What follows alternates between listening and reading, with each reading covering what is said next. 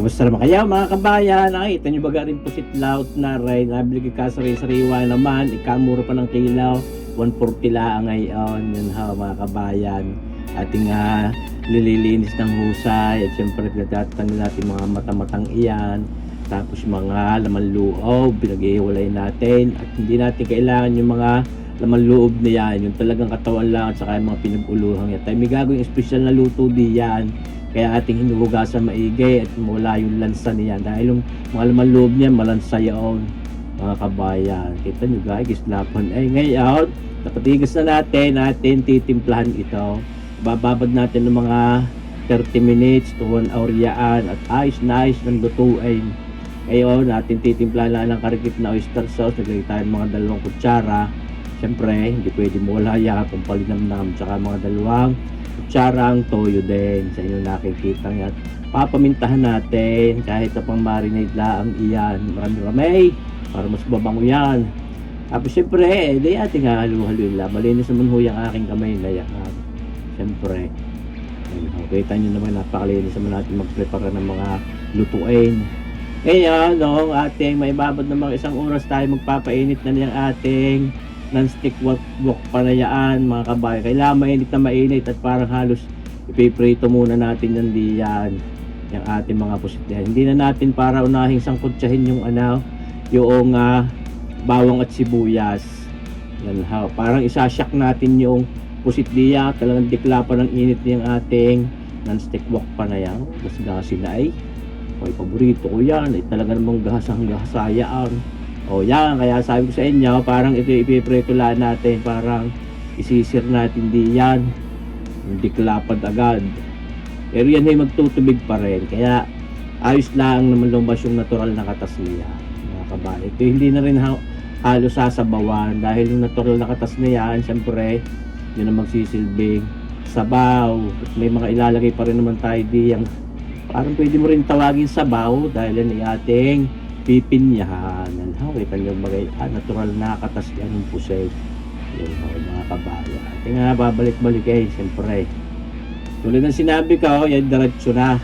Hindi na natin para sangkutsahin yung bawang at sibuyas para talaga hong fresh na fresh yung lasa. Parang walang amoy na sinangag na bawang at sibuyas. Ayan ho. Yan ang pwede natin gawin. Pagkaibig baga, may mga carrots sa papagayan, mga pang-extender natin, pampalitaw, siyempre, mga kabayan. Yan naman yung ating mga lutong papagayan. Siyempre, tayo umiisip lang ng mga bagong recipe na pwede rin ninyong subukan.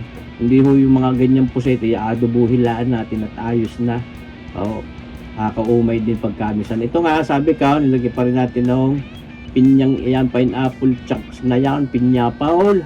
Tapos may sabaw na papagayaon.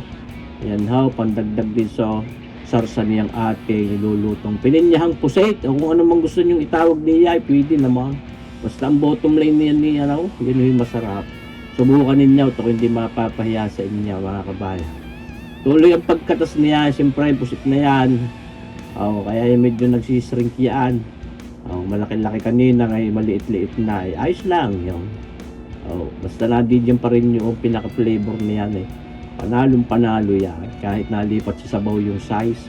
Ngayon ating sukalan. Yan ho. Mga 1 kutsara at kalahati yung ating inilagay.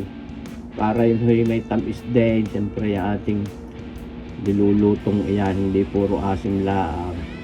Hindi puro alat lang. Kompletos ricados yung ating mga panimpla. Mga kabayan. Tapos ito, lalagyan din natin ng tomato sauce. Parang pampaasim pa rin ang karne dahil yun naman humpin na natin. Yun naman talagang kaasiman iyon.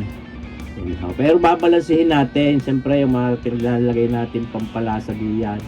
Kailangan balanse. Hindi na overpower ng isang lasa yung kabuoang flavor. Yan mga kabayan. Ating tinimusan ay talagang panalo ng sarap. Yan mga kabayan. At pinabibilis na rin lang ang video kaya hindi mainit. Siyempre, hindi pwedeng mawala yung karikit na hanghang. Aba naman, pagka mga gaan luto, mas masarap kung may karikit na hanghang. Kung masusobrahan, hindi naman yun Hindi man yan pulutat, pang ulam namin yung tanghalian. Pero pwede rin naman pulutanin yan. Pag nalutaw, naihaplas mo sa sizzling plate, nakaw, dikla pa, ito, tuwa ang kabarikan. Di ba gahaw? Kayo naniniwala sa akin, mga kabayan. Aba, sinong tatanggi diyan, yung mga kalamyas, pinupulutan, iyan pa. Oh, sarap niya mga kabayan. Sariwang-sariwa yung pusit na yan eh. Maganda pagka minsan pagka marami ang supply, ay di mura-mura ang presyo. Kaya talagang sariwa pa din naman siya. Mas mahirap kayo pag mas mahal ang presyo, yung palalo hindi sariwa. Dahil kakaunti ho yun yung mga frozen ninyo mabibigay. Ayan. Ngayon mga kabaya at ipalalaputan niya ng kasaba flour. Ayan. O kasaba starch kung tawagin. Basta yun yung mas maganda kung ang palapot natin gagamitin ay yung papagayan. Pwede rin naman yung cornstarch pero mas gusto ko rin lapot na dinudulot na rin kasaba. Hindi ho nagka-cloud di masyado yung sabaw, parang namumuti. Arihoy natural pa rin yung kulay. Hindi ho napusyaw sa inyong napapanood. Ladadami yan, hindi man lumi iyan.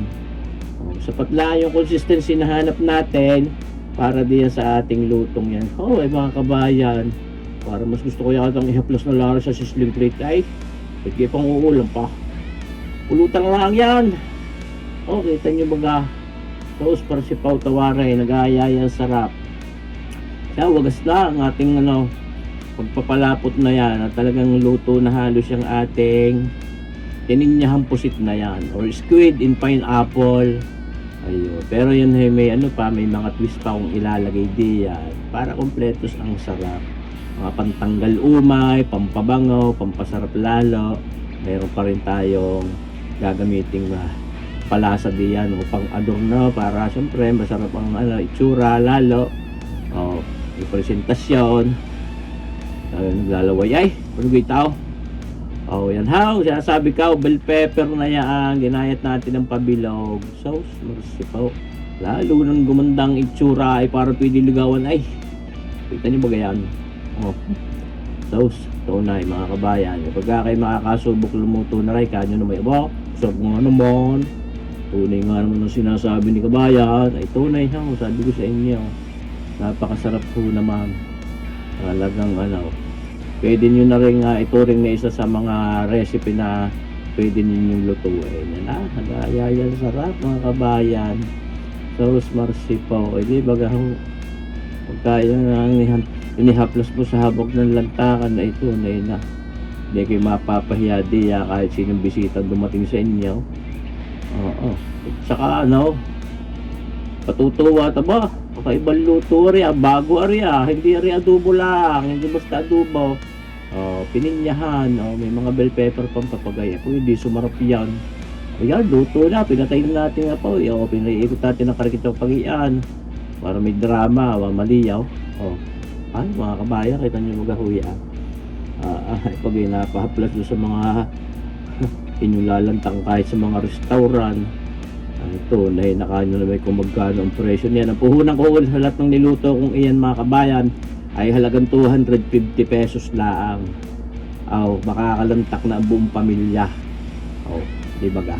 Siya, lanta ka na. Ay, pag ang pinakamasarap gawain, hindi lantakan ng ating niluto. Tunay naman. Manamis yung pusit na yan. Sa mga kabayan, magluto rin kayo yan ha sa isang araw. At sabi sa inyo, masarap ha. Tunay, walang halong biraw. Ay, tunay na. Diba ka? Lalo mga ulo-ulong iyan. Lalapot-lapot ang sarsa. Ay, ayos. Mga kabayan, nagluluto na kaya.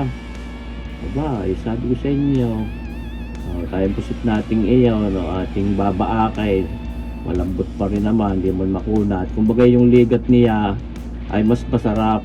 Hindi ho yung mayapa, maligat ho. Hindi rin naman yung labsak ng ating pusit. Mga kabayan. Ayan na ang ating luto ngayon. Pininyahang pusit. Di kabayan, sarboyate. Sana magluto rin kayo niya sa isang araw kahit bukas agad. At panalong panalo yan. Sana abangan nyo pa rin palagi ang ating mga susunod pang videos mga kabayan. Kita nyo guys. Di man ako napapagor magpakita sa inyo ng mga cooking videos at patuloy tayo nag-iisip ng mga bagong luto. Mabuhay po tayong lahat. God bless.